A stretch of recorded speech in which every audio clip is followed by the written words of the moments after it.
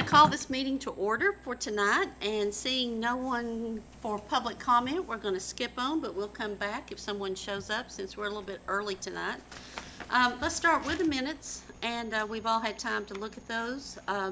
So do I have a motion for approval of the minutes? So moved. And is there a second? Second. And are there any discussion or correction or edits anybody wants to make? Okay, all in favor, say aye. Aye. And that passes unanimously. And then the vouchers, Mr. General Manager, will you go over those with us? Yes, ma'am, there is nothing that we can flag that is not of an ordinary general business, so we obviously list them all down there. We'd be happy to answer any questions if someone has any voucher flagged. We'll be glad to expound on that. But other than that, with no questions, we recommend the board approval of the vouchers as presented. Okay, do I hear a motion for approval? So moved. And a second? Second. And does anyone have any questions about any of them? Okay, all in favor, say aye. Aye. And that approves unanimous.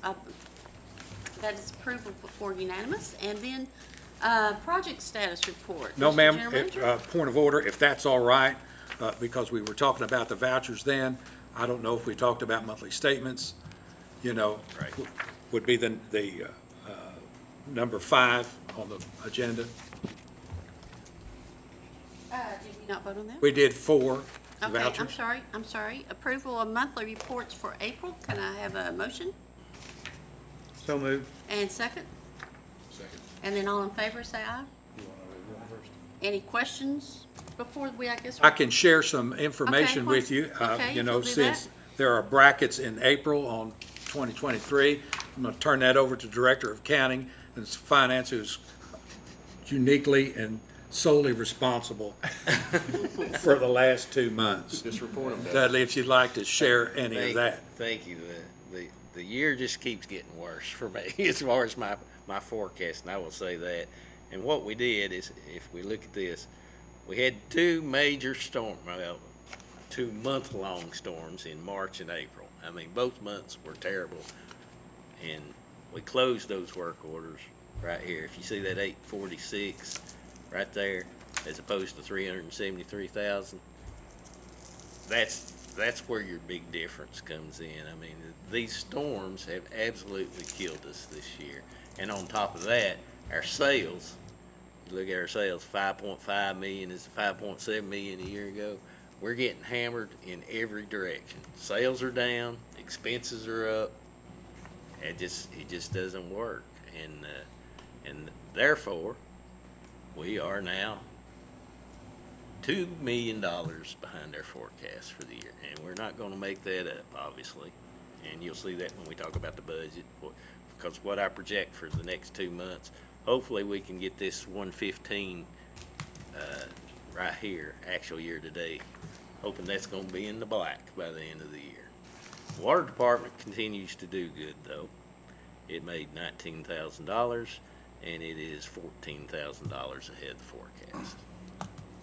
And that's all I have, unless y'all have any questions. Any questions from anyone for that? So that kind of clears out all the storm damage. We're kind of done with that. Now, my bad. Yeah, there's nothing hanging out there, I will say that. We don't have any work orders hanging out there that's got storms in them, so Nothing catastrophic. hopefully. No major pole we'll have damage. it. Outage board just about had nothing on it. Yeah, we were very fortunate. Till about 10 o'clock, 10 p.m. Sunday, there was quite a few hit, but it's That 15, give or take. I mean, I know that revenue is 5.7 and it's a 30-day month. It's funny when you look at February with a 28-day month. It was higher, obviously, the wet temperature did. 5.7, is that, I mean, how low is that? I mean, that's pretty low. That's pretty low. I mean, it was a mild month. I mean, we've had mild months, and Where we get caught, and it takes a little jump to understand, is the difference between KWH, sales, and KW, which is demand. And what happens is on a mild month, all of a sudden, temperature goes up to 92, which means the demand shoots way up, but it's not backfilled by KWH sales. That's always what will happen. We're paying $10.30 on that peak KW demand per KW. We're getting 10 cents for every KWH that we sell. So there's a lot of 10-cent KWH we've got to sell in order to get on the other side of that $10.30 that we're paying per KW. And that's what happened in these 2 months. We had one bad hour in these months where the demand goes like this and the KWH is like this because it's a mild month. They're not turning on the heat. You're not turning on the AC. Every time I go into Jim's store, I say, gosh, it's either cold or hot in here. Do something with the thermostat. You say, So, Act like I don't hear you. yeah. so one other question. If you back out those storms, would we come close? I mean, we've been, That's it's $1,011,000 is Okay. what those storms represented. We're still short because of the sales. right. Right. The sales How much and you the say you're power short? cost. Half, it's about half. 2 million You're short the other million roughly Yeah. of sales? sales, Okay. power cost, plus increases in, Yeah, and Yeah, all the all the supply costs, materials pay, and all yeah, all that. that stuff. Okay. it's just, Is All any right. of that sales my crystal ball solar? was just not on. Yeah, everybody's tuned up for we're in the this. same boat. It's Zoe's not taking Help anything. it. away. Yeah, like this. Not in. If you look at May, it's not, it's the blues this year, so it's not gonna be a big month either. Now, and I'll give you an example for May, just to how that last 1 hour is. May the 31st, The last 6 day. p.m. was our peak for the month. 4,000 KW above anything else of the month. That's a $40,000 wow. plus hit that last hour of the month. We're gonna have a lot of control over that when it happens that We way. I mean, we're call running it a virtual power slaves plant. to the weather. Yeah. Is what we are. We're slaves to the weather. Yep. Okay, any other Right. questions It's about still- this? Today and Okay. Project Um, status, Madam Chair? Project status, yes. If you will review those for us. Yes, ma'am. Yeah. With all of that talk, I didn't even have my page turned right to it. We've got 2 projects that we're following in the electric department, and you'll see that both of those now are 100% complete. All we're now waiting on is all of the POST, payroll overhead stores, and transportation to close to those accounts, and we'll be able to close these 2 work orders. And you can see, right now, we've got no costs down to our coal field, but we, hopefully, maybe by next month, we'll be able to close those 2 work orders. But the construction is 100% complete. Okay. And in the water department, we have a lot of work done on our Lost Ridge water tank. That's where we had worked in conjunction with the Aspire Foundation to put a variation of a color on there. And we're very satisfied with how that looks, and we've worked very well with them, and where we're pretty much over the big thing is you gotta drain it, you gotta go in, you gotta refurbish all of the inside before you get to the outside. And now we're on to the outside, and I think they're on the top trying to paint that, getting around to it on the top of it. But other than that, I think we're pretty much done, right? And then we're still working with them on the access road to get up there. So those are the 3 projects that we're following, 1 in water and the 2 in electric, and that's all I have unless someone has a question. Any questions on any of the 3? Okay, that does not take a vote, but just for information, and that takes us to the approval of work order. We have got 1 work order, thank you, work order 1554, and it is on Forest Avenue, Madeiras, and McAdoo, right here across the street, upgrades that we're doing that to the conductor. And this is also part of what we had budgeted for, and total cost, including contingency, is $348,634, and we recommend the board approve this work order. Okay, do I hear a motion for approval? So moved. And second? second. And any questions about this? I'm abstaining on this one. Okay. I'm abstaining on that one. Okay. Okay. And then, any questions We have one abstention that we need to acknowledge. Okay, all in favor, say aye. Aye. And one abstaining, okay, then that passes. And then we will go on to approval of the insurance, property casualty insurance. I'm going to really turn some of that over to Dudley. We worked with the DIC in order to try to get this customized insurance, and we're looking at an increase from this year to last year, not very much in the big scheme of things. But Dudley, if you have any comments on that, or I'll just continue on. Well, I will say DIC, and it's Gallagher. Gallagher goes out. They're part of DIC. They go out to all these companies, Chubb and FM. So they go out and seek these bids. They're like a broker for us. So they've already bid this out to get these great prices. Now, a lot of it is self-insured through DIC, which is Distributors Insurance Corp., I believe. Is that correct, Greg? Yes, company. Company. And Greg was the chairman of that at one time, and it's TVPPA. These policies are tailored to the utility business. They cover things that if I just went down here to State Farm that I couldn't get coverage for. In the past 10 years, it's up 10% from what it was 10 years ago. A lot of what the increase this year is the coverages are higher because the cost to replace a water plant is a lot more than it was 5 years ago. And they made us reevaluate what those amounts were because they don't want to underinsure us, and we don't want to be underinsured. The other thing, one of the big jumps was in this cyber. You see, it went from 18,000 to 27,500. That's a big increase. But the reason for that is, if you watched the news a few weeks ago and Oak Ridge was locked down for ransom, that's why cyber insurance is so expensive. That is a hot item right now. But it's an 8-9% increase from last year, but it's only 10% in the last 10 years. So it's still a great value, and it is customized to fit what we need. That's all I've got. Okay, do I hear a motion for approval?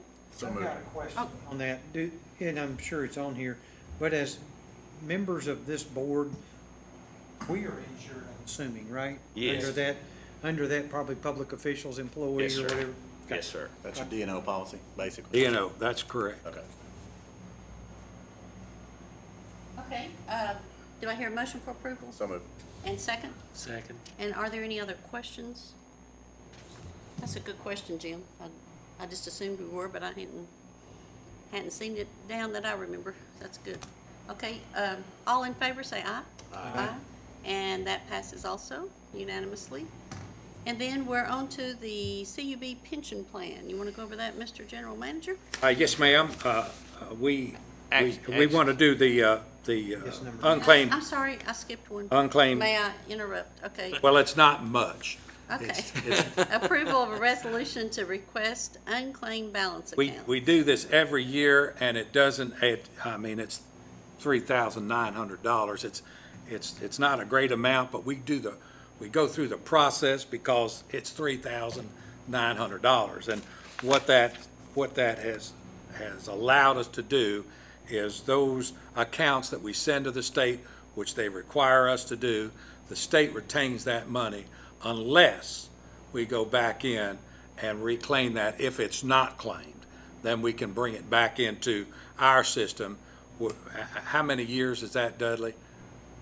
They get like 3 years or whatever. Oh, it's 18 months. Yeah. They get 18. The state holds on to it 18 months. And then if we bring it back into us, then we keep records, and if ever anyone comes back and says, I want the $6.12 credit, that we'll pay them, which obviously they never do, which is why the state, we used to retain that, then the state said, no, we want it, and they have made a ton load off of that, except for the fact that we go back and we bring it back in after 18 months, and that's what this represents. $3,000 It's $3,909.55.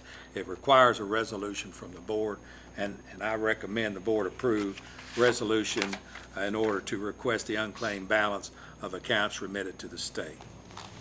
Okay, do we have a motion for approval of the unclaimed, resolution to request unclaimed balance? So moved. And second? Second. And any other questions about that?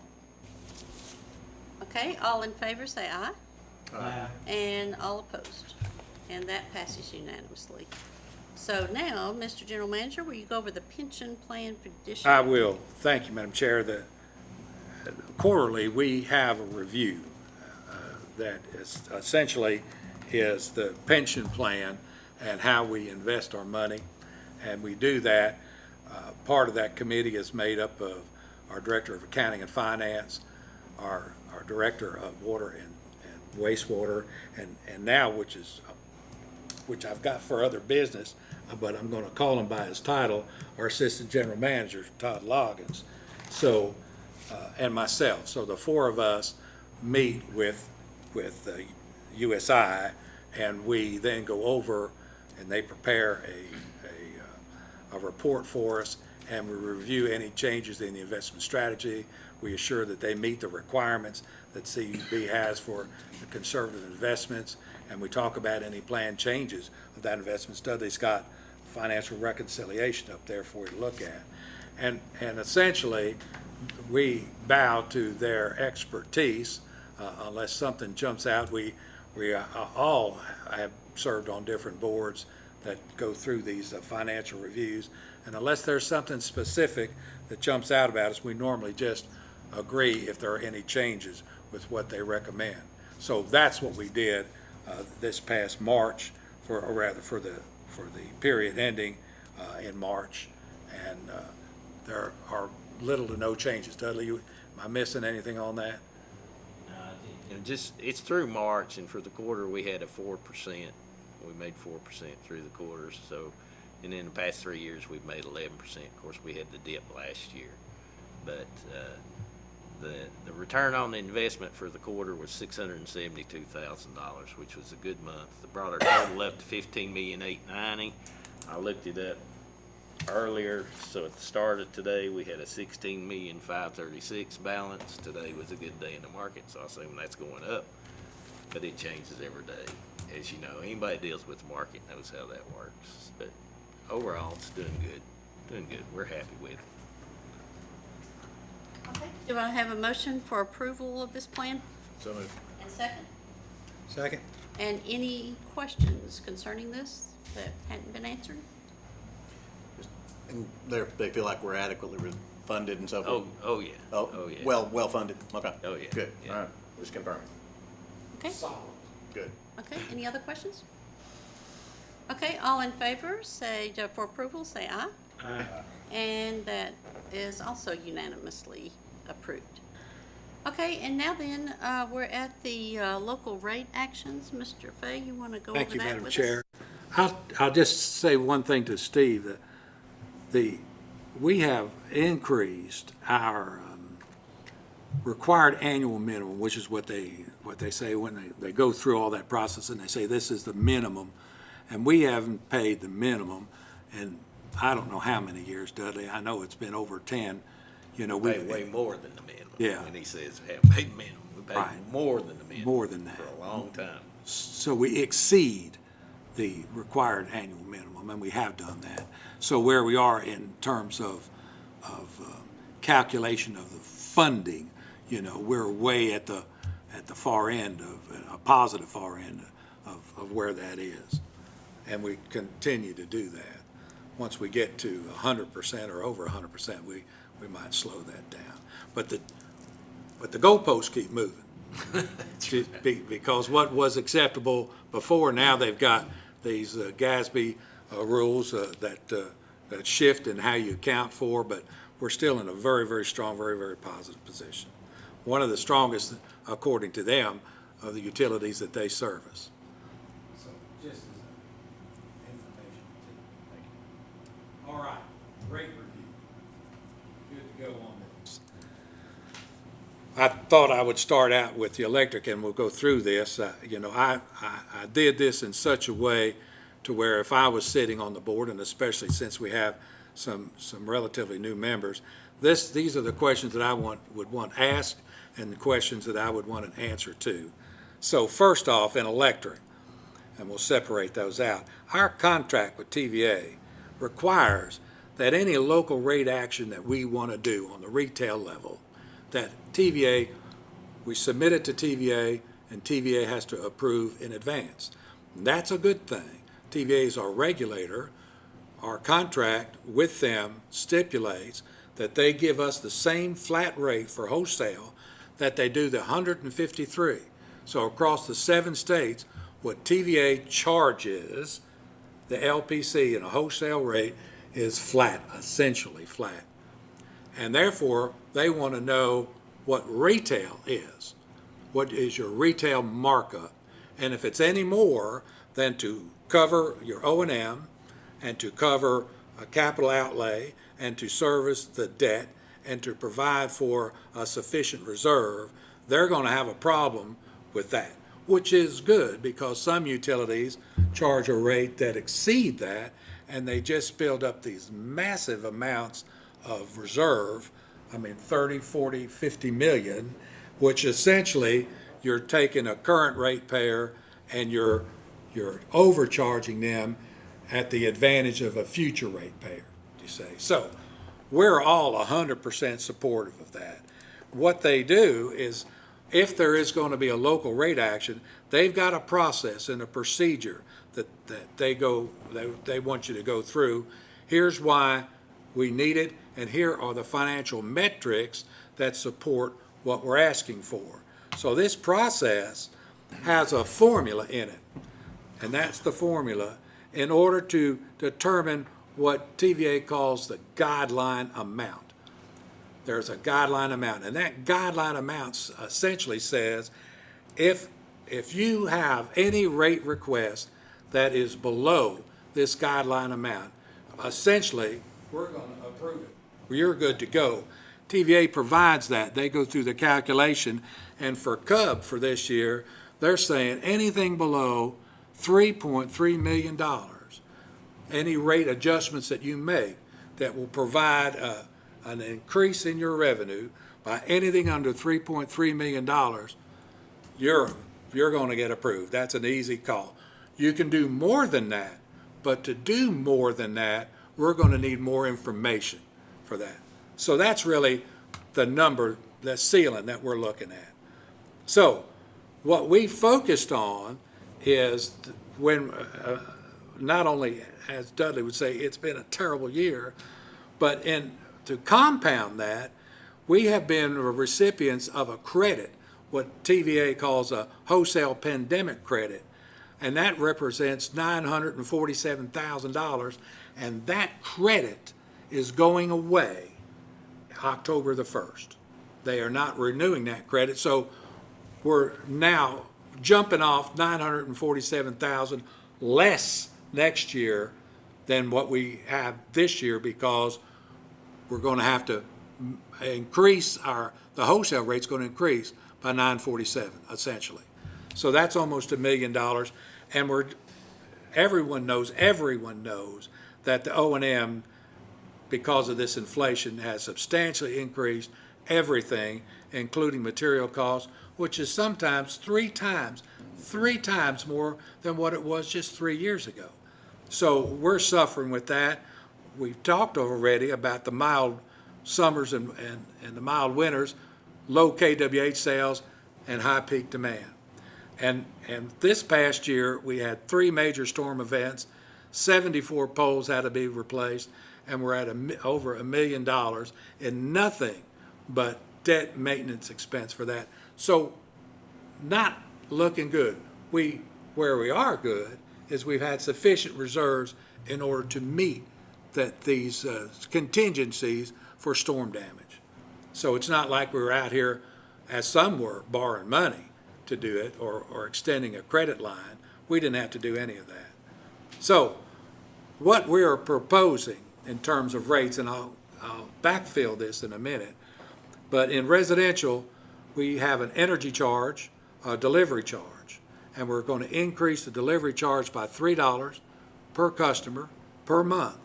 And the energy charge, 6,500 thousandths of a dollar per kWh, or to make it more palatable with the tongue, 0.065 cents per kWh.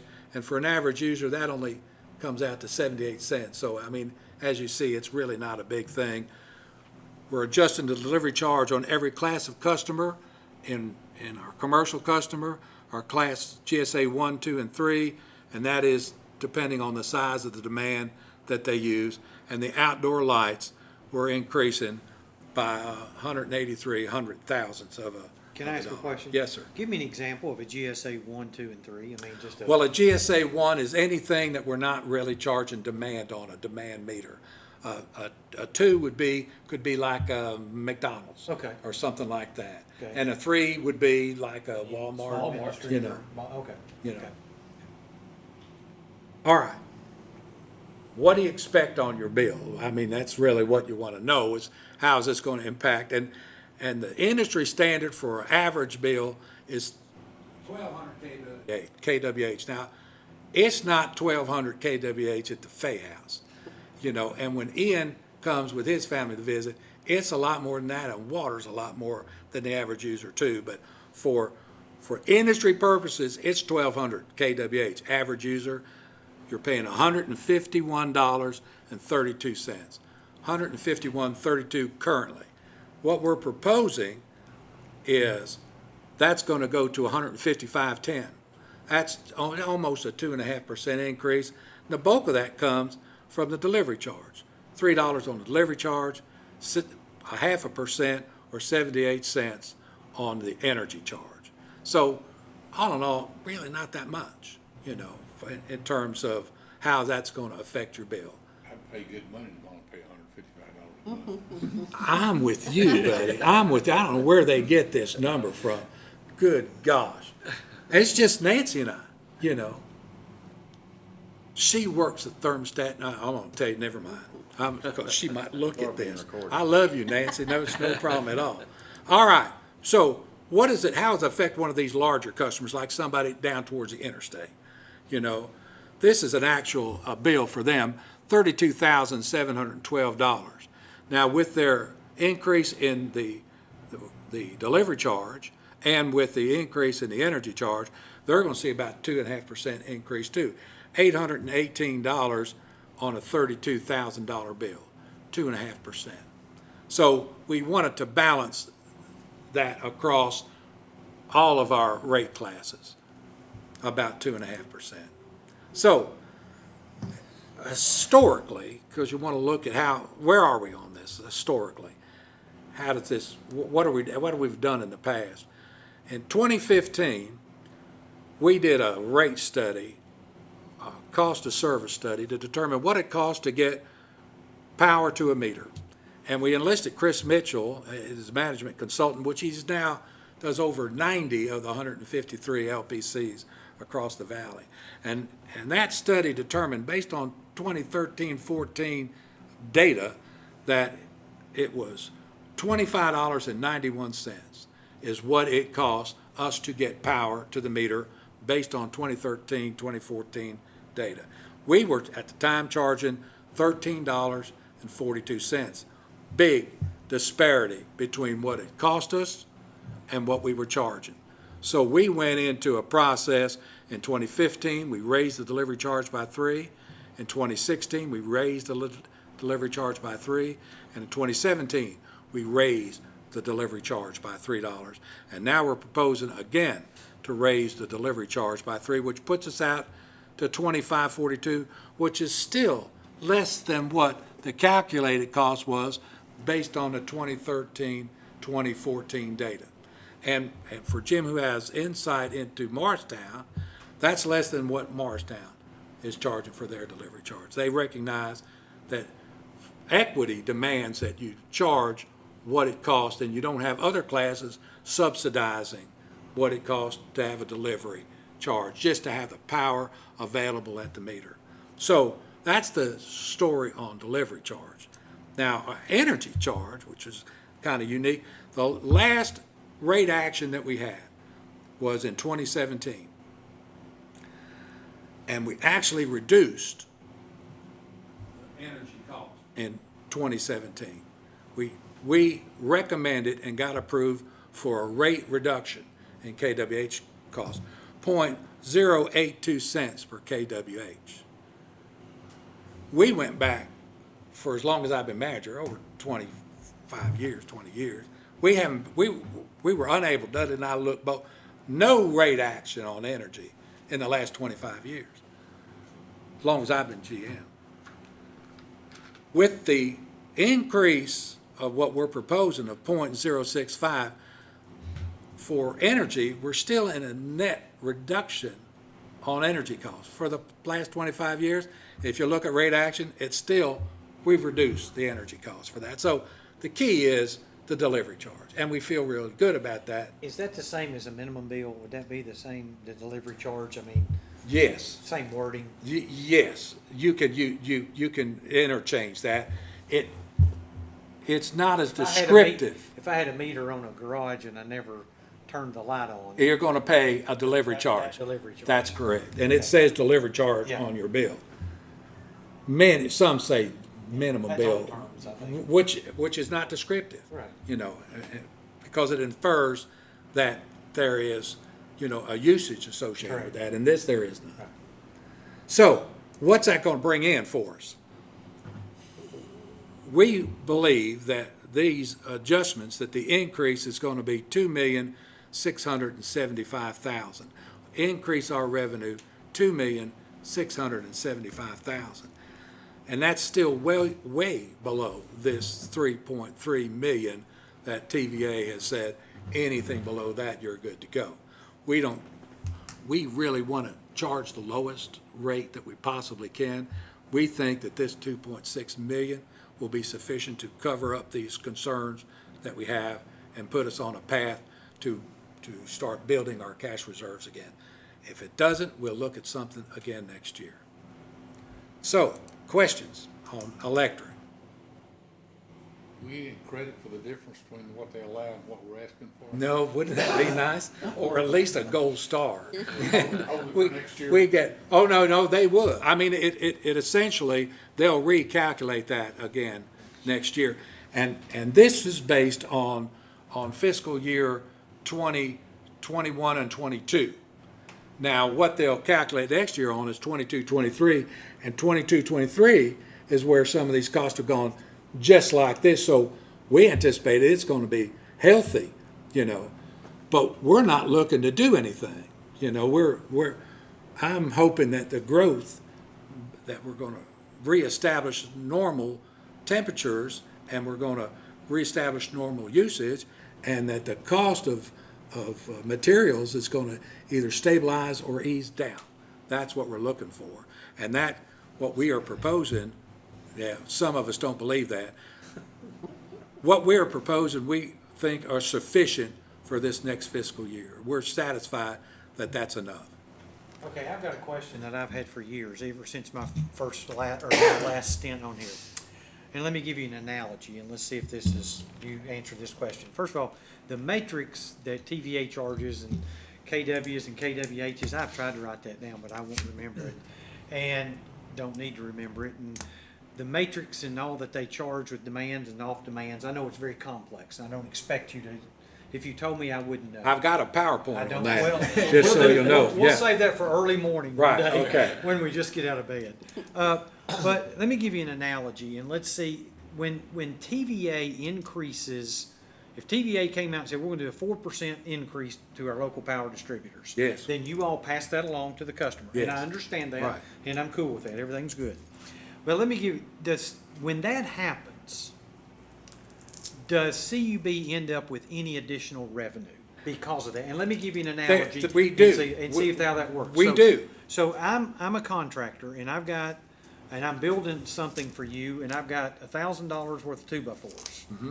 And I've got a deal set up with my local lumber company, wherever that may be, and I charge you the $1,000 and you pay me the $1,000, but because I pay my bill on time at that local lumber company, I get a 2% discount. Right. So I save $20 as the Right. contractor. That's Right. part of my revenue. Next month, that same pile of lumber for another person costs $1,500. Right, So therefore, the cost has gone up $500, and I've passed that along to that next customer, Right. being the contractor, but I still get my 2% savings paying that bill on time. So now, instead of making $20 additional revenue, I'm making $30 additional revenue. Is there additional revenue similar to that? not exactly, but there is a margin between the wholesale and the retail rate. Okay. And that's where we would see potentially some additional revenue based on KWH and how that works, because it gets very convoluted once you get past because the 4%, a lot of that is on fuel charge, your fuel adjustment. Once you get past that flat KWH rate, then you're into a lot of variations, hydro credits and things like that, and the demand can kill you at any time at once. But if the flat wholesale rate goes up, and there are no variations of the theme on that, there is a margin when it's translated into a retail rate that you would see potentially a slight increase in revenue. And the same deal when it goes down. Right. Because they do that, and those rates modulate throughout the year, every month.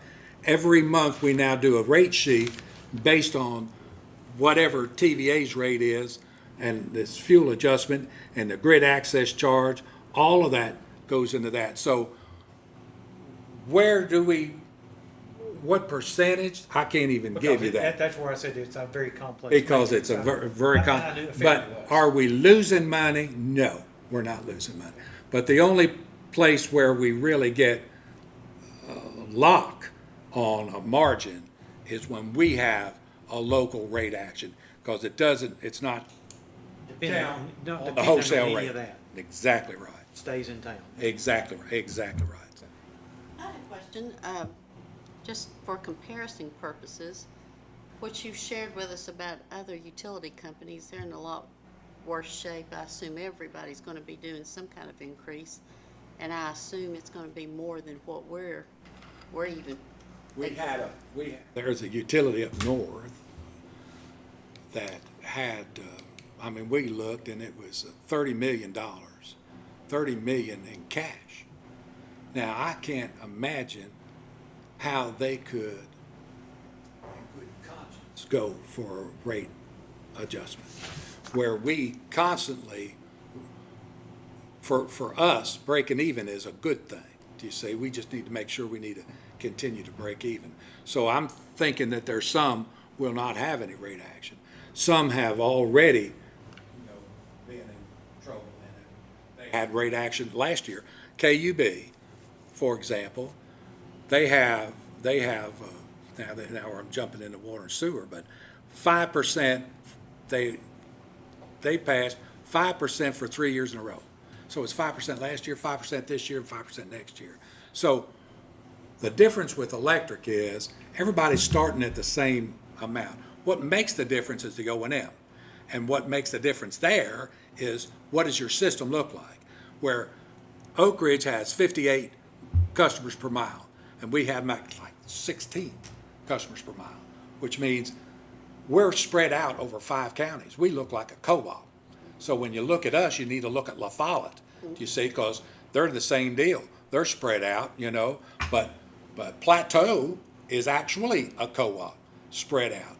So where are they in miles of line? We've got over 1,500 miles of high circuit line, where Oak Ridge is right there. So you would think that their cost, O&M costs, are much more restrictive because they're serving apartment complexes, or they're serving, 23 houses on a mile of line, where we're serving the guy at the cabin on top of in the Lake City, that's, 4 spans just to get to him. So that's where the difference comes out. So when you look at what are you paying, what is your energy rate, or what is your delivery charge, well, it depends on how spread out you are. Water and sewer is a little bit different than that. So it's really the difference in the utilities and more the debt issue. Oh. Gosh, yeah, that may, because you have to service the debt. Okay, instead of. So Okay, if everybody agrees, then I'm going to recommend for board action is that they authorize the general manager to execute the necessary documents with TVA to implement the proposed rate adjustments to become effective with meters read on or after October the 1st, 2023. That's when we're going to lose the pandemic credit, and I'm just tying that in with that significant loss of revenue. Greg, I was just wondering, do we have a responsibility to the city council or to our ratepayers to advise them of any kind of changes we're making to the? Well, no, we don't. And certainly not to the city. You know, we are going to inform our major users, you know, our major industry, especially when we get to water and sewer. But the fact is that your bill moves all the time, every month. There is rate adjustments on that because TVA puts them in. So, you know, I don't know what responsibility we have. When we get to water and sewer, that represents 20% of our customer base, you know. And this is at 2.5%. They've seen more than that on a fuel cost adjustment from TVA. So for electric, it's almost negligible. so we don't need approval, I think is what you were asking.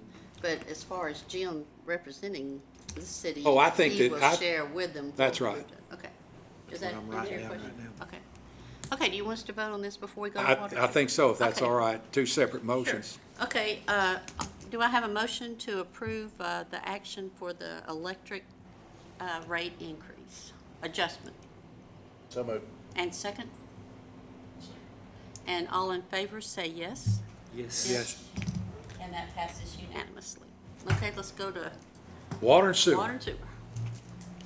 Sewer's a little bit different, but we still have the state, the oversight of the state, which again, oversight is a good thing when you're doing good things. You say it's only not good when you're nefarious things going on. So the state established, and they did the right thing, a wastewater finance board, WWFB, to oversee all the municipal water and sewer systems to assure that the utility rates have a structure in place that will provide the utility with financial stability, meet the debt service obligations, and maintain a positive net position. I can give you an example of some utilities, especially those that report to a city council. You've got politics playing in that, where you get somebody who's elected in April, and then they're asked to raise the rates in May, and it just doesn't go well. I watched a city council meeting from neighbors not too far from here, where the city council member says, and they had to raise their rates, and they're going to raise them again. They didn't want to raise the rates based on mistakes that council made in the past. So I'm voting against a rate increase because we didn't cause it, it was caused by a different city council. So they're now under a TDEC order, and they've been fined for that. So we're not doing that. We focused our areas on the O&M to the high inflation and increases in cost. That's affected us. We have industries now, major users, that have gone through conservation efforts and have impacted our consumption. And we need to assure that we have a net positive position in both water and sewer departments, and that we have sufficient cash reserves to support new and existing capital projects. We've got a lot of those coming up, and we have a small customer base in order to get that from. So we never want to get behind the curve, or because we would have such rate increases that are so substantial, or we'd be borrowing a lot of money in order to meet those obligations. So what we're recommending, and we've gone through this process, and I'll call it a minimum bill, because this is the first 1,000 gallons of water that you use. And we don't have a distinction for residential commercial or industrial. Everybody pays the same. And everybody outside of the city limits pays 1.5 times the rate that we charge customers inside the city. So we're proposing a $1.25 increase in that minimum first 1,000 gallons and a 40-cent per 1,000 gallons increase on the next 9,000. Jim, I'll print everything off for you, Oh. so you don't have to write nothing. The next 90,000, a 30-cent per 1,000 increase, and anything over 100,000, 65 cents per 1,000 increase. So what we've got is what I call a hybrid inverted block rate. Where I would like to get to eventually is a hybrid block rate, which says the more you use, the more it costs you. But you can see on anything over 90,000 or 100,000, you actually pay less than those two tiers, than the tier just in front of that. But I did that because I have to balance how that hits our industry, and I've got examples of that. So this is essentially a hybrid inverted block rate. And for our sewer department, 25 cents on the first 1,000, and our big hit comes from anything over 1,000, where we're moving to a flat rate of $6 for everything over the first 1,000, and that is $1.17 per 1,000 gallons for sewer. And that's where the hit comes in, 50 cents for everything over 10,000. Well, again, 1.5 times on the outside rate. We've gone from an inverted rate, which I like, to essentially a flat rate for sewer. So, what does that mean on your utility bill? Well, the average customer, which they say is 5,000, you're now paying $53.62. And where do we stack up with everybody else? Well, fabulous. We're fabulous.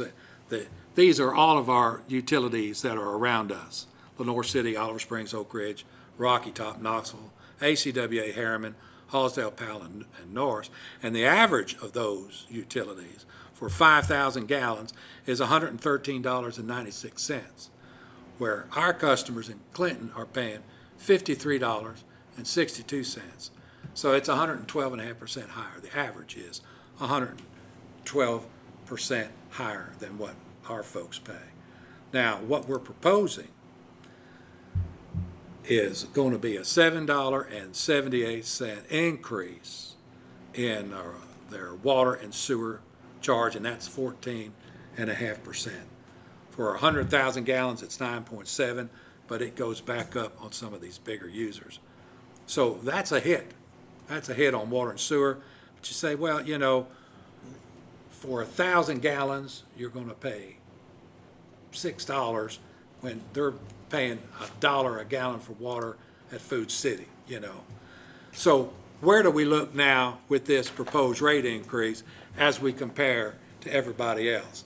That puts us at $61.40. It still puts us way down the line when you look at everyone else. Our closest person utility is LCUB, and I'm going to talk a little bit about that and the whys of that in just a second.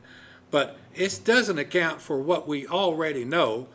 The Oak Ridger said that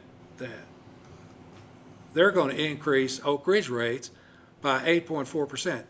They're doing that as we're going to do ours too, but that 8.4% is almost $9 increase because it's on a $99 bill, you see. So while the percent seems smaller than ours, they're actually charging a lot more. They'll see that on an average bill. We know that's going to happen because I read it in the Oak Ridger just the other day.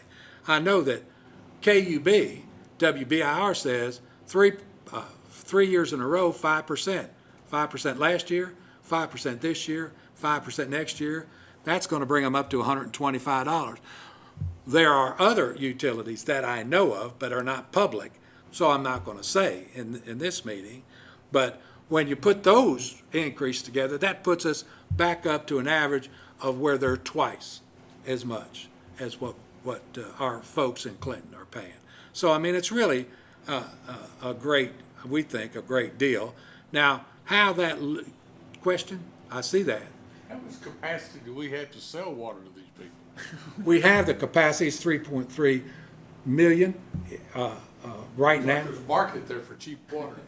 that we could sell. Well, we would sell it to another utility. We wouldn't sell it That's what off to anyone else. But what we looked at, because I want to look at our major users, the big guys. We've got a one of our customers uses 5 million gallons. 5 million gallons a month, which is a lot. So how does this rate increase affect them? We want to make sure that we don't have a flat rate, that when you put it on this multiplier, and now you're using, it's more than just the average customer you want to look at. You want to look at how it looks like all the way down the line. So one of our biggest users, 5 million gallons, the average of what everybody's charging for that is 94,000. What we're currently charging is 43, where we're going to be now charging 48. And this doesn't take into consideration the other rate increases, the KUBs and the Oak Ridges going up. So essentially, for the 5 million gallon user, our largest user, that's essentially half of what everybody else in our area is charging. I mean, that's important to know. That's why we are so successful in our ability to attract and retain some of these major industries. But that's a little less than $6,000 on that bill to that customer. Now that customer, when you put electric to it, it's over $500,000 in 1 month. So that $5,800 increase in this bill was a rounding error on some of that, just to put it in perspective. So one of the things that I wanted to point out, because we have been compared, and LCUB is held up as the standard of, this is the nirvana of utilities, and you can see they are the closest ones in terms of rates to us, 53.62 as opposed to 81.58. And the question is, why is that? And I want to share this with you, and you may have seen this. Some of you have taken your studies and training. MTAS, Municipal Technical Advisory Service, part of UT, for the state, provides this utility board manual. And in that manual, it says, what are your funding sources? Well, and it gives you the biggest hits, and it declines. Where do you get your most money from? It's easy, from the meters. What do you use? What do you charge? That's where your money comes from. But the very next thing, the next tier on that is tap fees. Then come service fees, then come penalties and late charges and surcharges. And it says in tap fees, in establishing tap fees, cities should consider that the new customer is connecting to an existing plant, this is a quote, plant system for which they have shared no cost. In other words, their property is increased in value because potable water and wastewater are available at their property line. And to this extent, tap fees must, not should, not shall, not maybe, but must include more than the cost to the utility of the physical installation. You need to be charging a fee greater than the cost of what it costs to tap into that. Does it make sense? Make sense? According to this MTAS, which I believe. Now, currently, our tap fees, and you see them, the average tap fee is almost $2,000. Cub is charging zero for a tap fee. LCB is $1,900. You get out into the county, it's $3,000 to tap in to the water and sewer system. Cub is charging nothing. Now, LCUB, if you look at what they charge for new development, it's $3,335. They charge tap fees, they charge reserve fees, they charge maintenance fees, they charge special assessment fees. For anybody building a house, when they come in with the plat, it is $3,335 paid up front by check before they're able to start anything. What it is at Cub is $400. And the reason it's $400 is because when we did away with the tap fees, eventually I got the board to agree to a capital reserve fee, $200 per service. So we're at $400, they're at $335. Now, since we started this in 2019, we've had 91 lots developed. So 91 lots under LCUB is 303,000. 91 lots under us, because 20 only qualified because we started this in 2021, is $8,000. 3,300 or 303,000 as opposed to 8,000, 295,000 left on the table. I mean, that's a big thing. So more than rates.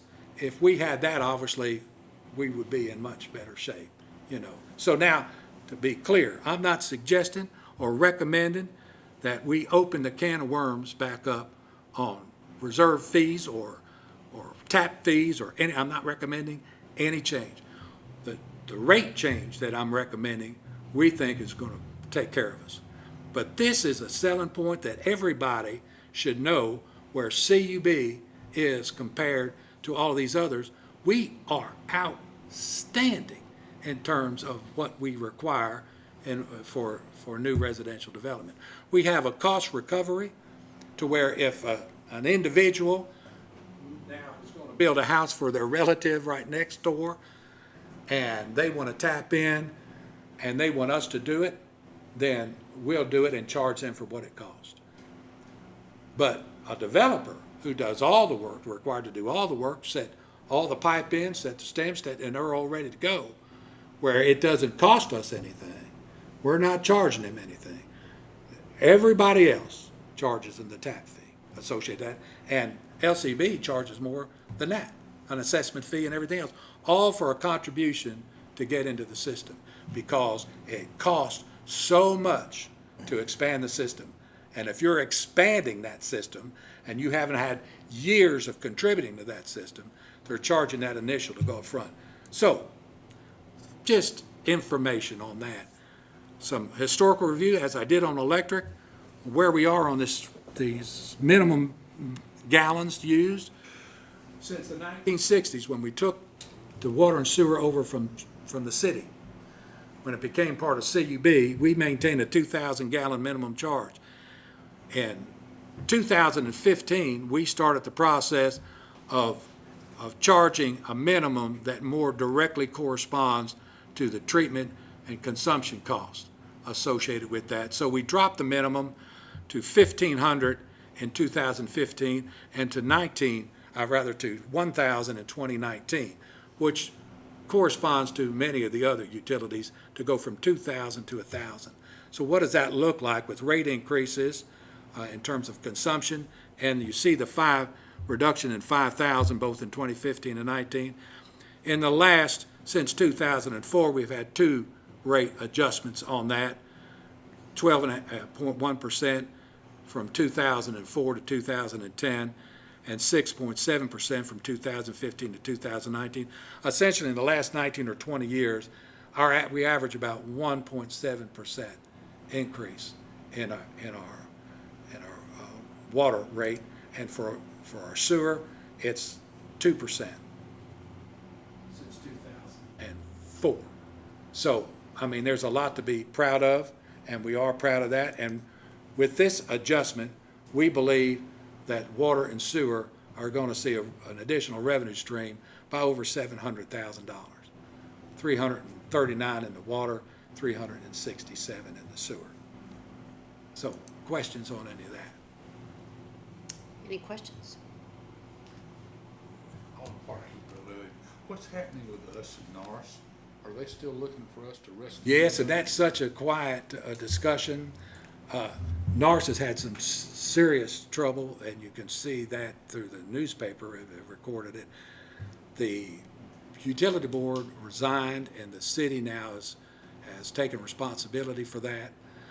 The city is under a tremendous fine and TDEC order that is millions and millions of dollars for a utility. What do they have? 200 or 300, 400 customers, millions and millions of dollars. So the city is looking to re-establish a utility board as soon as they can. But they're going to have to deal with the fact that they are being fined, which costs a lot of money. You have to get that through rates. And you have to provide a debt service for the additional capital you're going to have to borrow in order to meet the TDEC requirements of I&I and what they have to do at the wastewater treatment plant and what they have to do in terms of their water supply. So they're going to look at all options, and you have to believe that regionally they'll be looking at an option that includes CUB, and we're open to helping everybody that we possibly can without detracting from our primary responsibility. And our primary responsibility for water and sewer, our responsibility is to the citizens of Clinton. And so we're very protective of that. We don't want them to take a hit because someone else has not done the job that they should have. But we're going to help them if we can. If they ask us to, we're open to listening, and if we can, and there's something that makes good sense, once I get it started, I'll get the board up to speed on what direction you want me to go. Any chance that if they get their act together, maybe use us or whatever, get things back on track and recovering the money as they spend it, they could get the fines knocked off?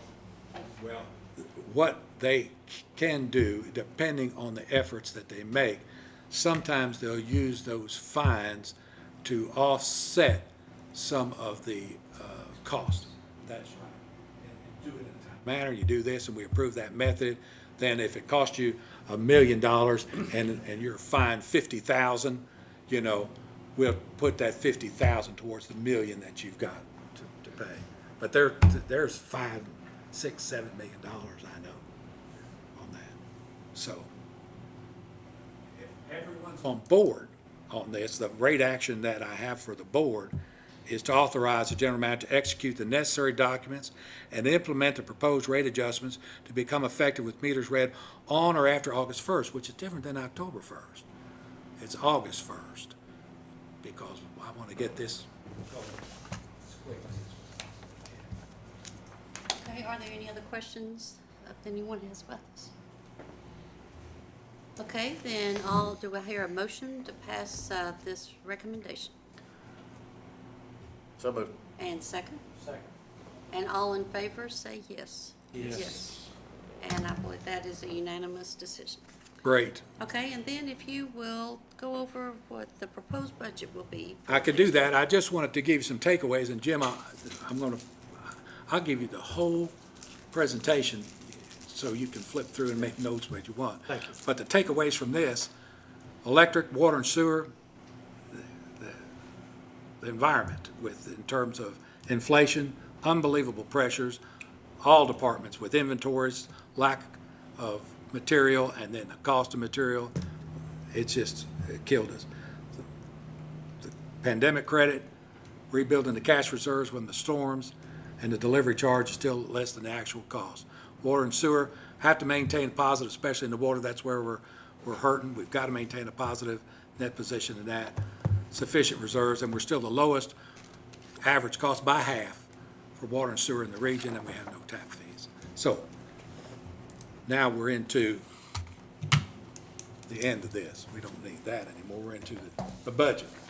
Now, I thought, since some of us are new on the board, it would be worth, and I'm going to be as efficient as I can with words, and we know that's not really that good, but hopefully at the end you'll be better, you'll be edified, as they say.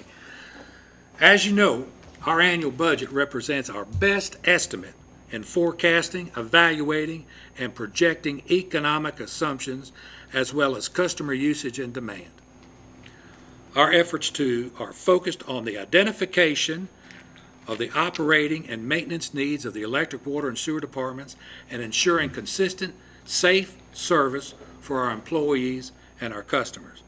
And unlike many budgets where a finite amount is allocated to a specific expense or capital project, and any variation requires a reallocation of funds, Cub's budgets are our best efforts to determine if forecasted revenues are sufficient to meet forecasted expenses, and do we have the sufficient revenue left over to fund the capital outlay for the next fiscal year, or do we have to borrow money?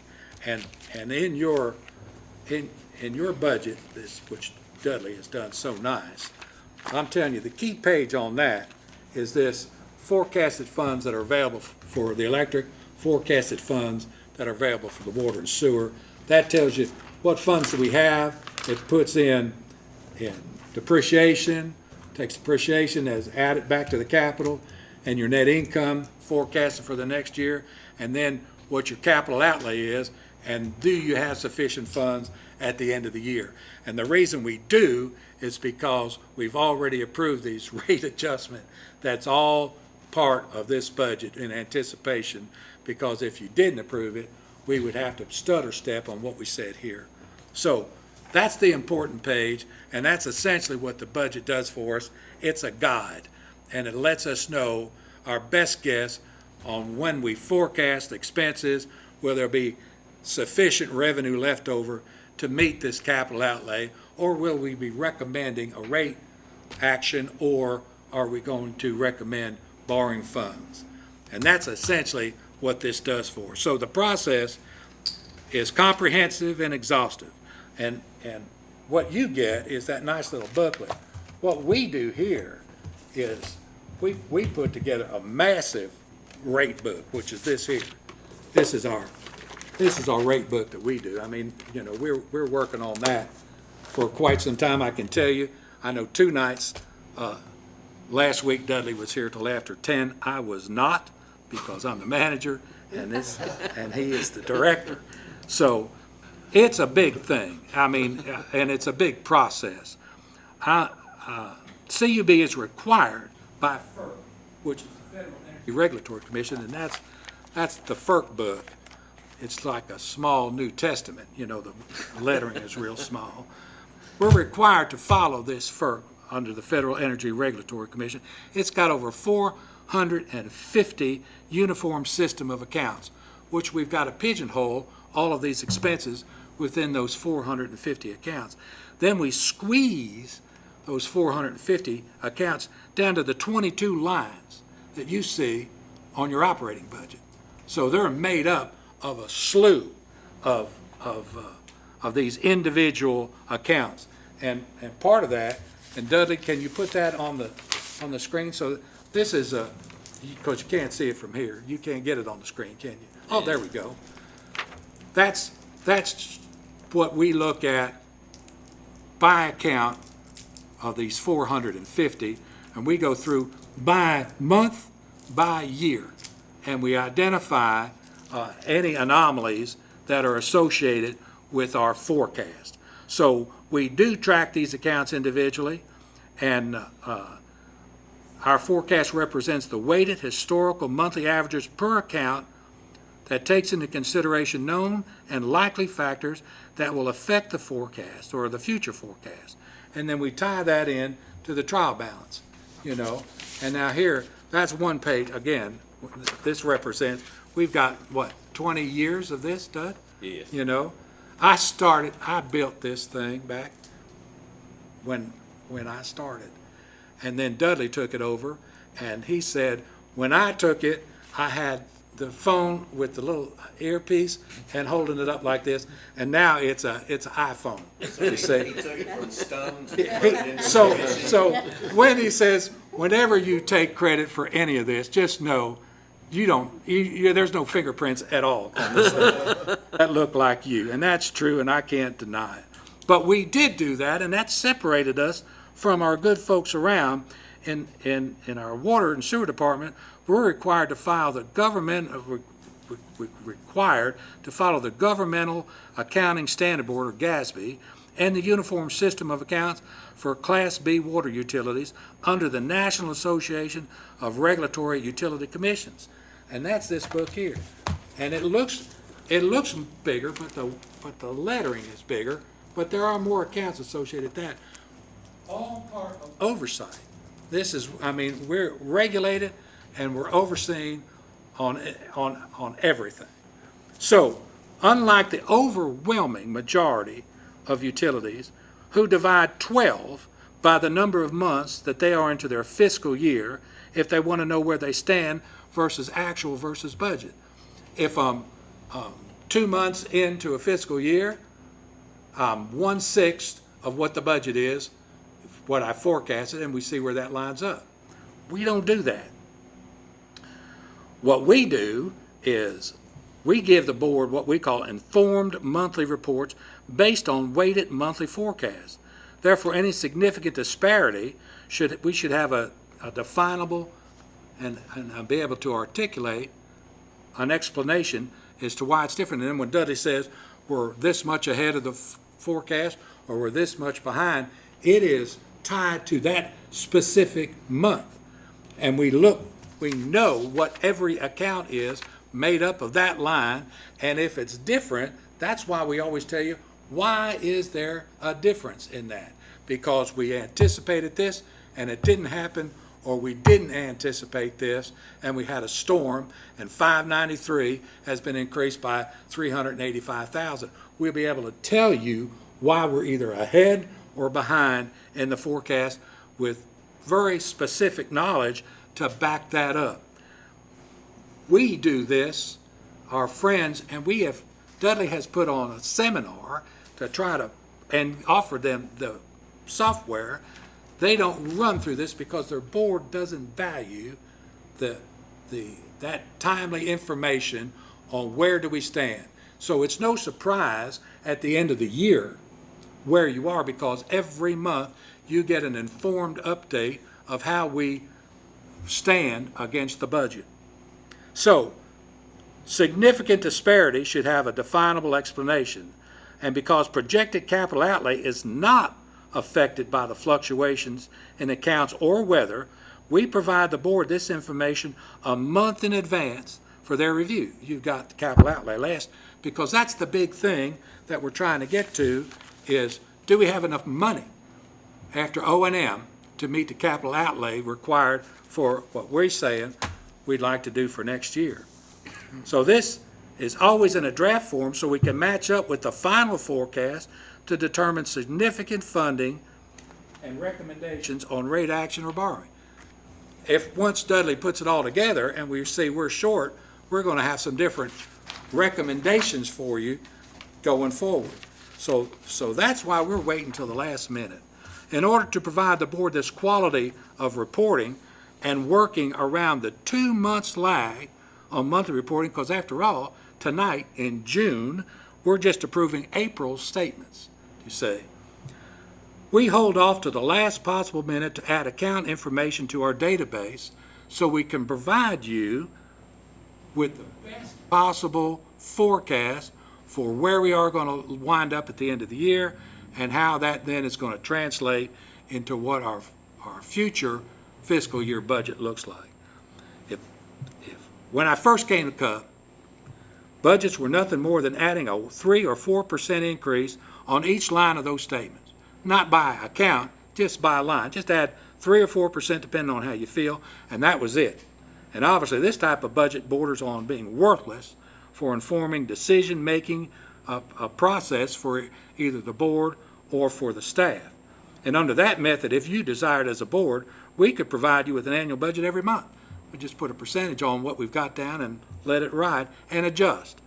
So for any board member who would, because I know I've talked a lot, but if you want a more in-depth look at how we prepare and compile our annual budgets under the restraints of the federal government in our uniform system of accounts and how we forecast, and even so much as how we identify expenses and break it out by expense, I'll be happy to do that individually, or we can do it at a workshop or at a board meeting. The bottom line is, we're very proud of the budget and how we do it.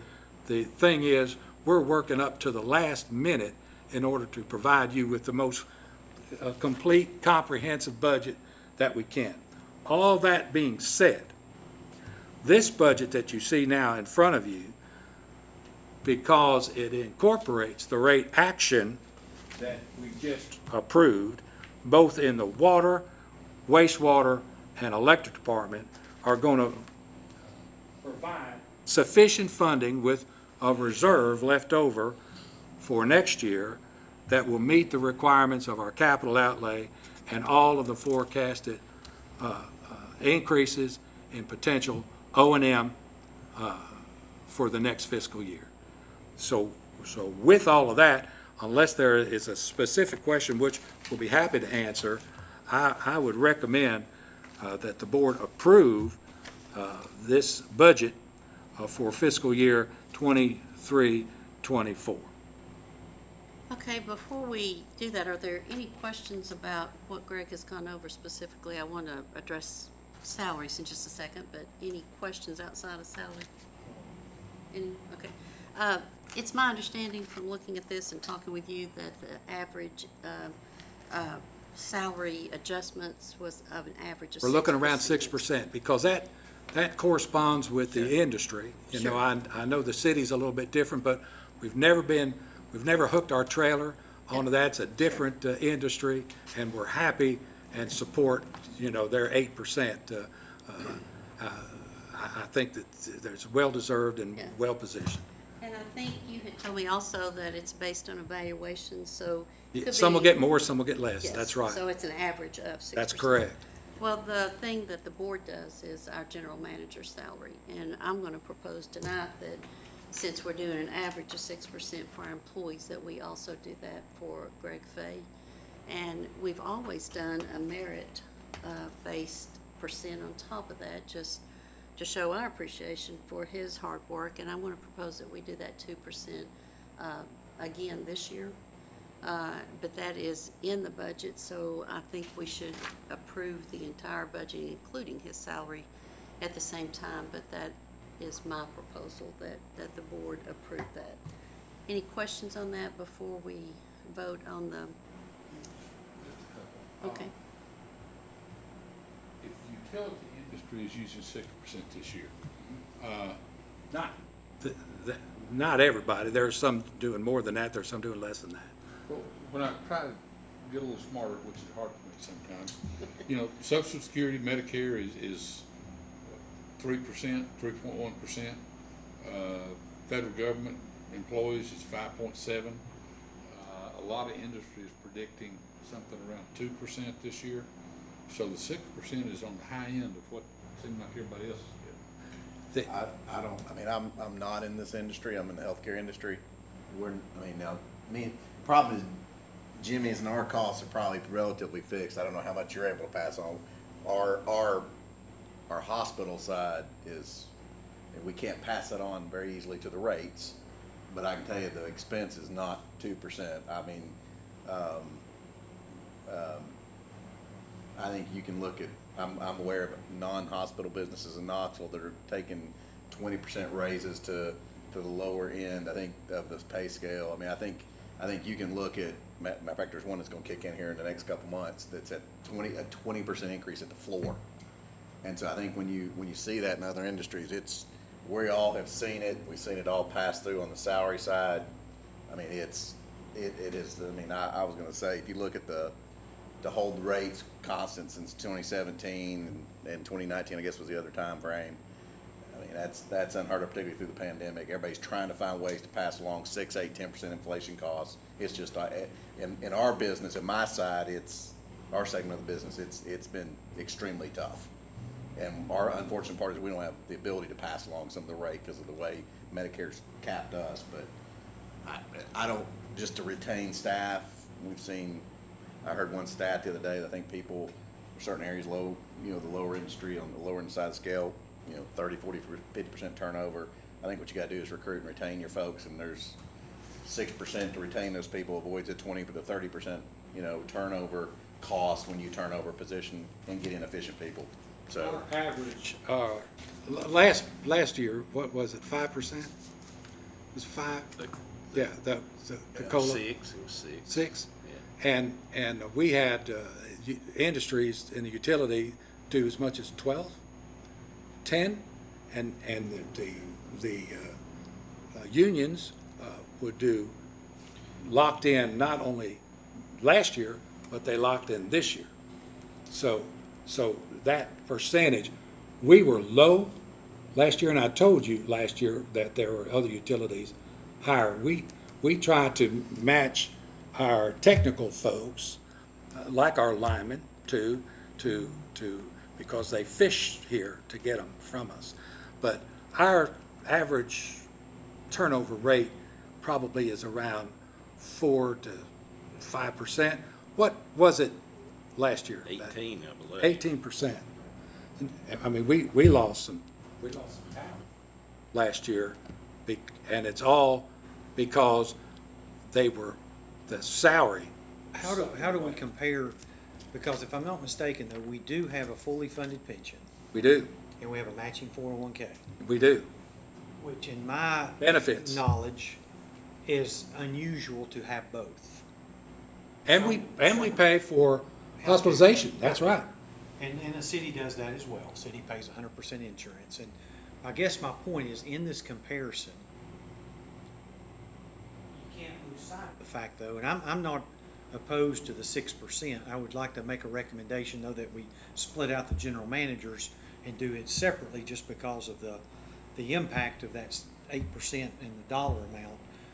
But if I get, I'll make that motion at some point. But I don't think we can lose sight of the fact, though, that we're getting, does our comparable utilities, where those 18% people are leaving, do they have fully funded pensions and matching 401Ks?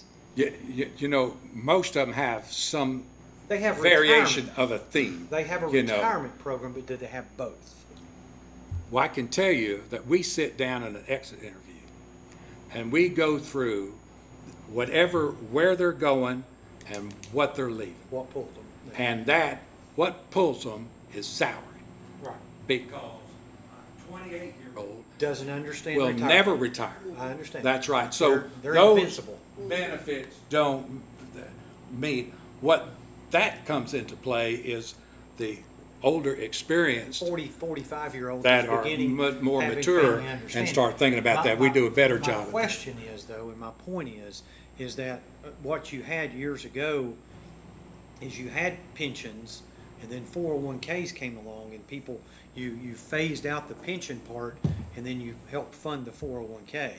And my point is, I mean, that's, do we need to look at that? Because again, a 28-year-old can't spend his pension or her pension buying a boat or going on vacation. And in doing so, you don't mess with anyone who's currently here.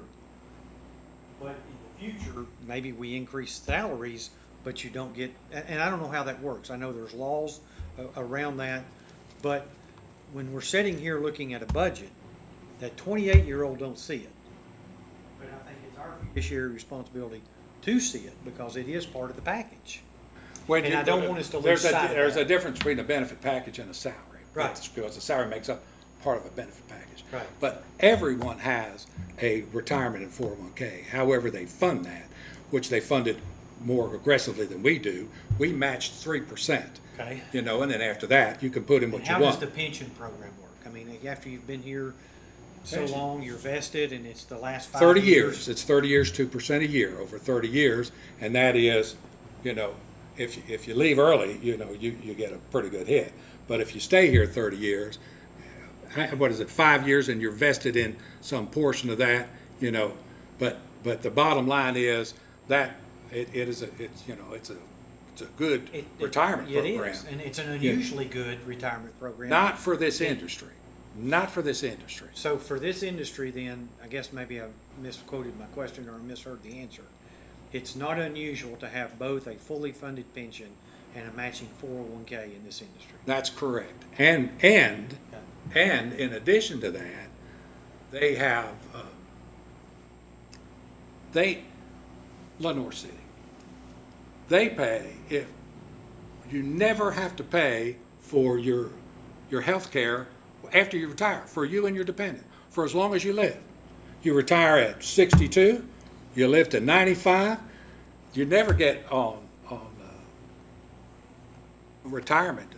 You never go to Medicare? Never go to Medicare, because you're on their Looks like you go to Medicare, that's not smart, I Nope. wouldn't think, because They're- you're gonna need to go to Medicare, and then you have a supplement, and they may help with the supplement. 100% of that until you die.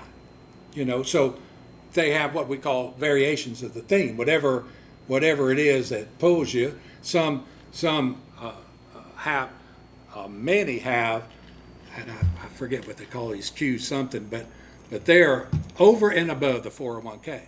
So for the high You know, where I'm at is, leveraged folks within the utility tier, they're over and above the 401k. They get a package over and above that.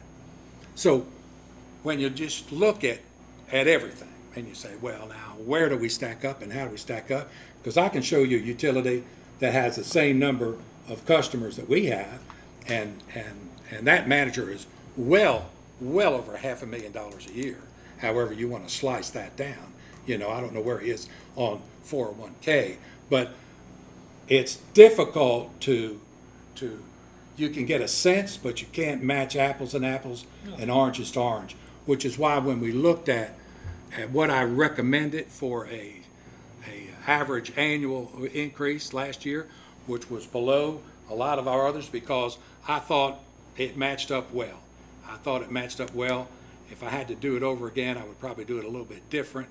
But this time, the 6% continues to match up well, and it's going to take that and more than that for some of my professional people in order to keep them what I consider in line.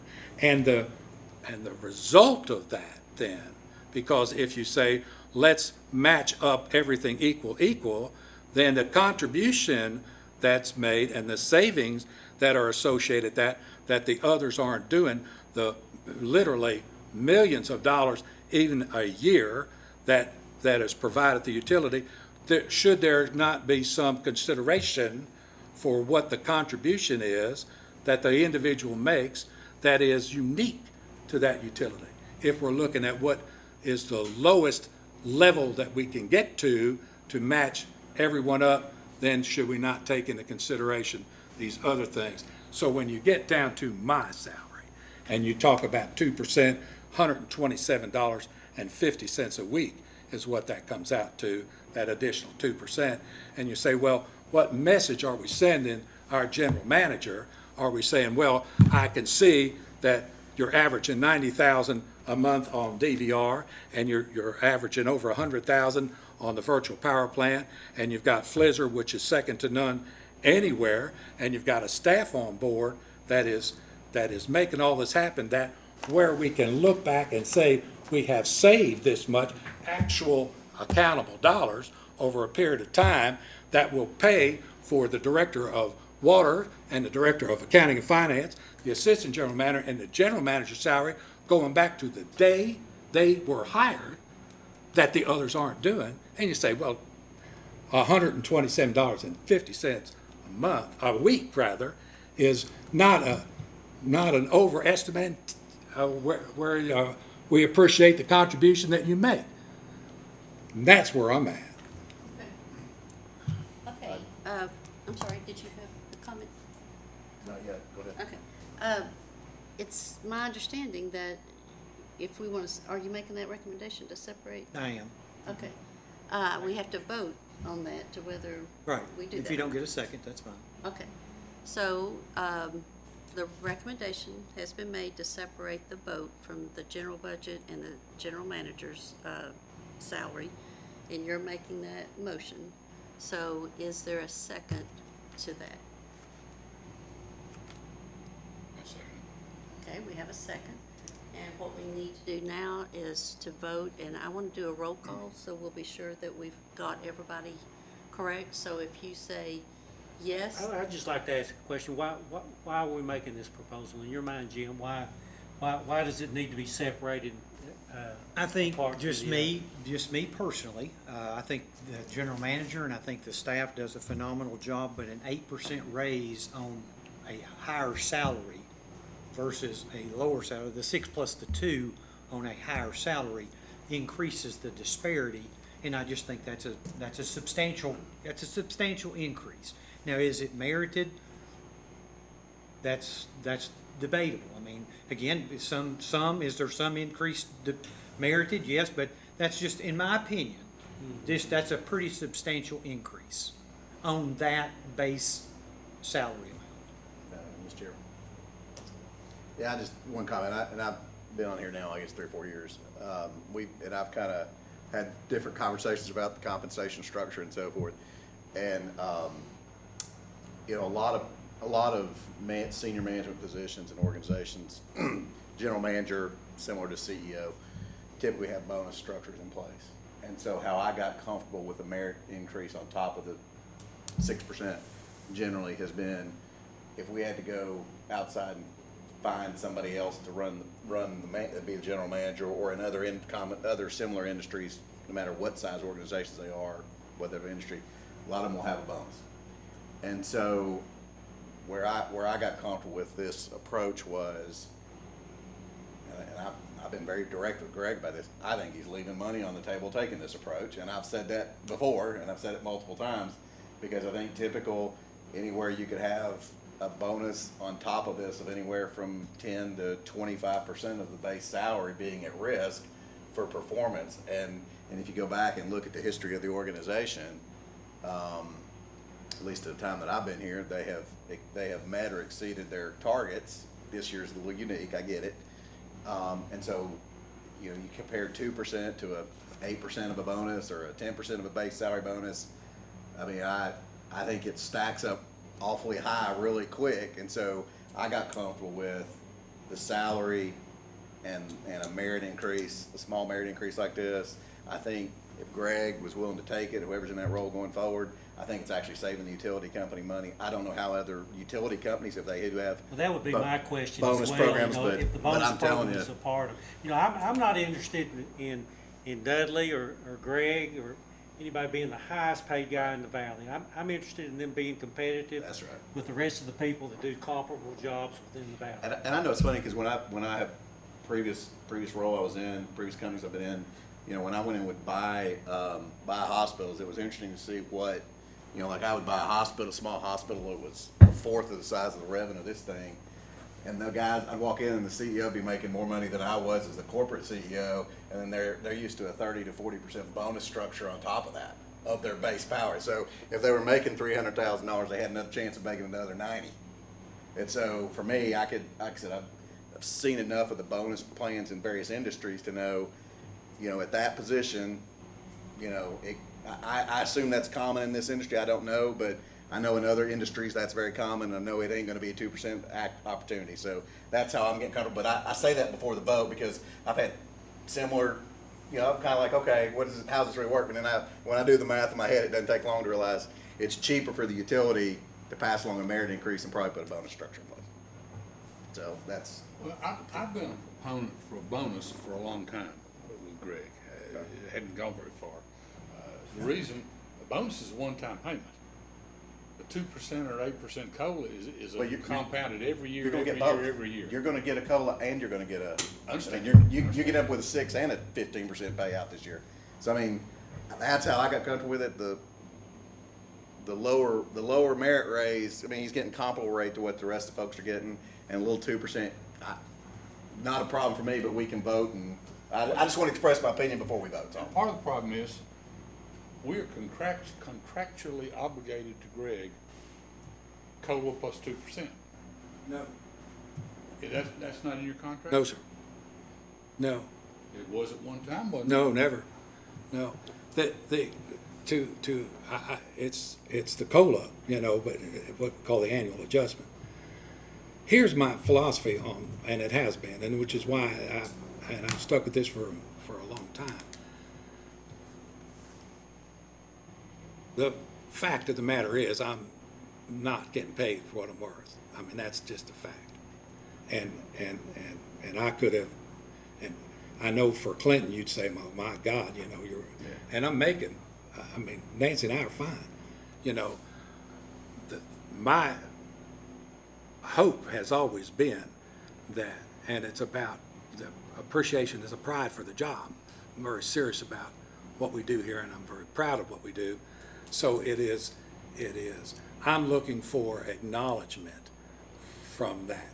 Do you see? So and that's why a very small amount to say that we're now going to make you whole from where you were last year, essentially what is an annual adjustment should be, even though when you talk about CPI and everything else, I mean, it was up to 12 and 13%, you say, and we didn't make, I mean, I got more for Social Security, you know, than I did from Cub last year. But the deal is 2%, and again, $127.50 a week is an indication from the board that we recognize the significant financial contribution that you make to CUB and its ratepayers by what you do here that is different and unique from what other utilities are able to do and their ratepayers receive the benefit from. It is just a token, which is, I didn't like the bonuses, not because I don't want the money, but I don't, when I look at where TVA is at, for some of their higher echelon, I mean, $1.5 million bonus, I mean, they're already making $1 million, and they get, so the bonus structure for our community of people that pay rates, where they see I'm paying an electric rate and I'm paying $300 a month, and this guy's getting bonuses. The stigma that comes along with the term bonus is repugnant to many people. So that's my, you know, if I'm all up for making the motion that you now want to convert some kind of a number to a bonus and tell me what you want to base that on, and I'll work that number up for you, that's all great. But I'm not looking for more money. I'm looking for the acknowledgement of the contribution that I uniquely, and in my opinion, you may disagree, but I can, with data, back that up as to why that is the case. And that, to me, is a, you know. Would I be out of order just to call the question? Okay, I was gonna suggest it as well. Call the question forward. meaning to vote. We had a motion and a second. Okay, yes, we will go through, and what we're voting for is yes to separate the two votes and no to keep the budget and Greg's salary together. So, Steve Long, do you vote yes or no? I vote no. Okay, Steve Clark, No. Steve Combs, and Jim? Yes. Okay, I'm gonna break that tie by saying no, let's leave them together. So the vote now is to approve the budget. The only other thing I want to say is we have not talked about retention, and I can't imagine CUB if Greg walked out tomorrow. And I think 2% is a very minimal charge to let him know we appreciate what he's doing and we want him to stay as long as he's willing to stay. So that's my comment to that. Well, I'll make a motion to approve the budget as presented. Okay, thank you. And do we have a second? Second. We have 2 seconds. We'll go with Steve Long. And again, I think this is such a big thing. Let's vote separately. I mean, vote by name. So Steve Long, yes or no on the budget? Yes. Steve Platt? Yes. Steve Coons? Yes. And Jim? Yes. And then I say yes, so that's unanimous on the budget. Okay, so, Mr. General Manager, do you have other business you want to share with us? I do. I've already told you. For exciting news, that Todd's been promoted to Assistant General Manager. And we continue to be very active and vocal in conversations with TVA in the aftermath of this Winter Storm Elliott and the associated rolling blackouts. And our focus is on collaboration with TVA, and TVA and CUB know that we have a plan and a proposal on how TVA can help incentivize and make advanced technology such as our virtual power plant available to all other LPCs across the valley. I'm happy to report that has not fallen on deaf ears. TVA has recognized and embraced that CUB is leading the charge, and that at the recent PPA annual meeting of all the LPCs in the 7 states, Jeff Lash, which is TVA's CEO, began his address to the group of over 600 by sharing his vision on how TVA and the LPCs can better partner together to meet the future energy needs of the valley. The very first thing that he specifically mentioned was CUB and our advances and success in deploying system-wide dynamic voltage regulation, which is DVR. Last week, at TVA's request, Todd and I hosted the Senior Vice President of Transmission and Power Supply, Aaron Melda, and the TVA Vice President of Transmission Operations and Power Supply, Greg Henrich. And they came here to the office because they heard about our success with DVR, Virtual Power Plant, and FLISR, and wanted to see firsthand our operations and to discuss what our vision is on how we can assist them and other LPCs in achieving the technological advances employed by CUB. Our guests, who are in charge of all the TVA entire transmission system, their words were blown away and by what we're doing here at Clinton. As they put it, we know transmission, but we don't know what the capabilities are at the distribution level. We do. They went on to say that the potential of what we're talking about is equivalent to 1 or 2 nuclear plants, and they left wide-eyed, amazed, and excited for the future, looking forward to our next meeting. What we do here, if they can replicate that across the valley, is essentially 1 or 2 nuclear plants. And next Tuesday, the Electric Power Research Institute, EPRI, and that's national, has been asked by TVA, they enlisted EPRI to come to Cub. We're going to have a workshop here with Todd and TVA and EPRI to identify how TVA can utilize the LPC employed technologies that we have here in a coordinated fashion that'll benefit the entire valley. So more to come. EPRI's going to be here next week, national organization, to try to disseminate how they can make what we do here and make it applicable to the other 153. And that's all I have, Madam Chairman. Thank you. Does anyone else have anything to share? Steve Long? Steve? Nope. Clay? Steve Combs? And Jim? Good. Okay, thank you for